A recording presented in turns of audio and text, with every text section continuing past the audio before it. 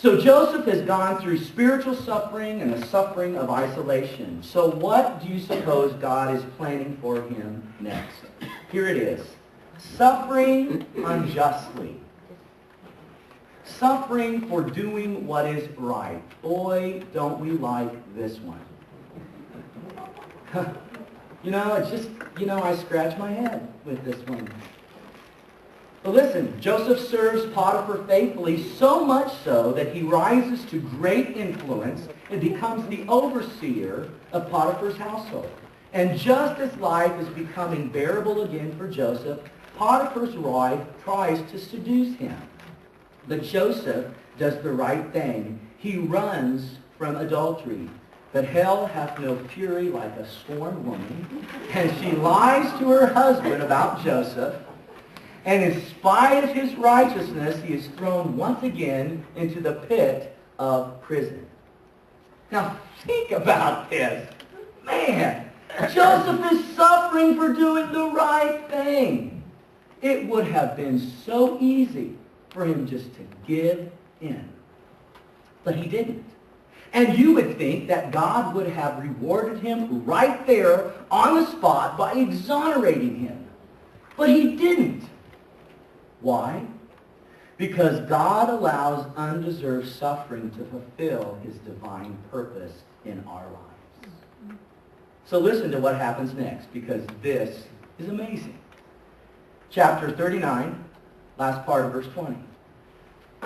Here's Joseph, just come through a third season of suffering.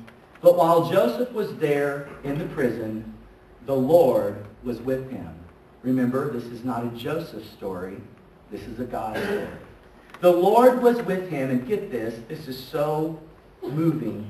And the Lord showed Joseph kindness and granted him favor in the eyes of the prison warden.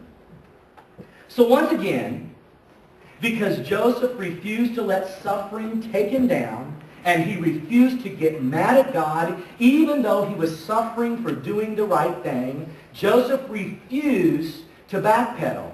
Instead, he allowed his unbreakable confidence in God to overflow into a good attitude. And check out what happened. So the warden put Joseph in charge of all those held in the prison, and he was made responsible for all that was done there. Listen to this. The warden paid no attention. In other words, he trusted Joseph's character completely. The warden paid no attention to anything under Joseph's care because the Lord was with Joseph, and it showed up in his unbreakable confidence in God that displayed itself in a good attitude, and so the Lord gave him success in whatever he did. Wow.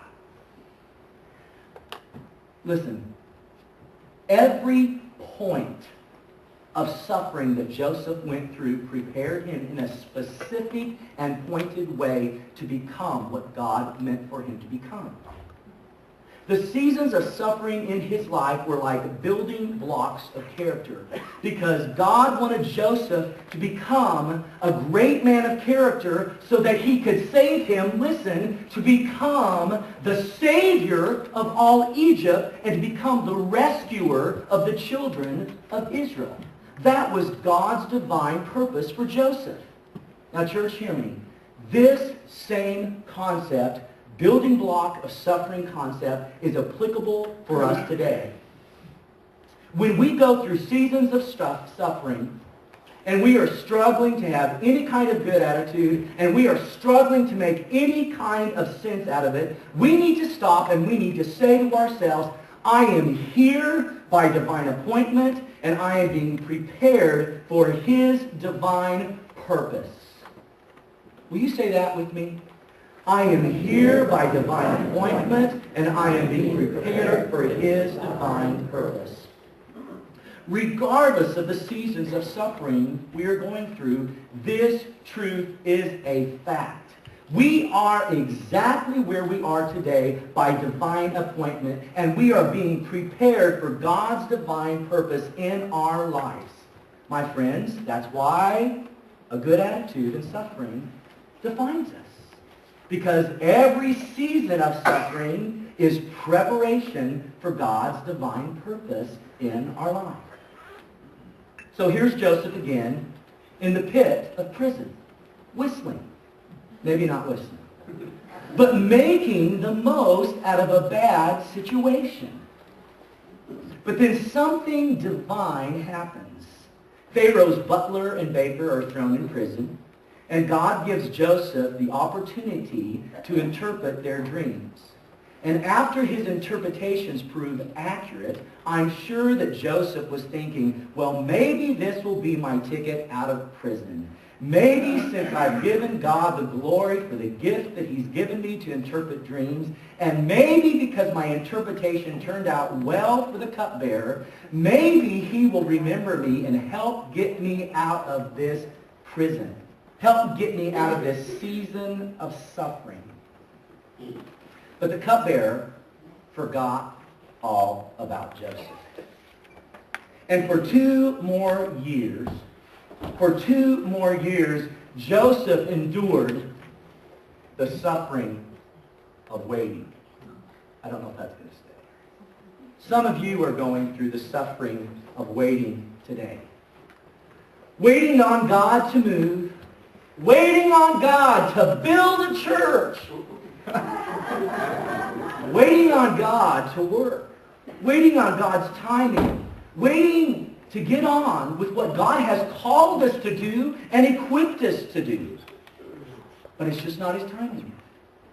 And when most people would have given up hope, guess what Joseph does?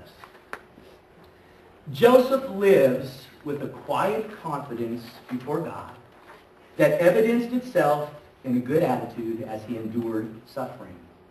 I really don't get this guy. Now think about this. Joseph had endured spiritual suffering, the suffering of isolation, suffering for doing what was right, and now the suffering of waiting.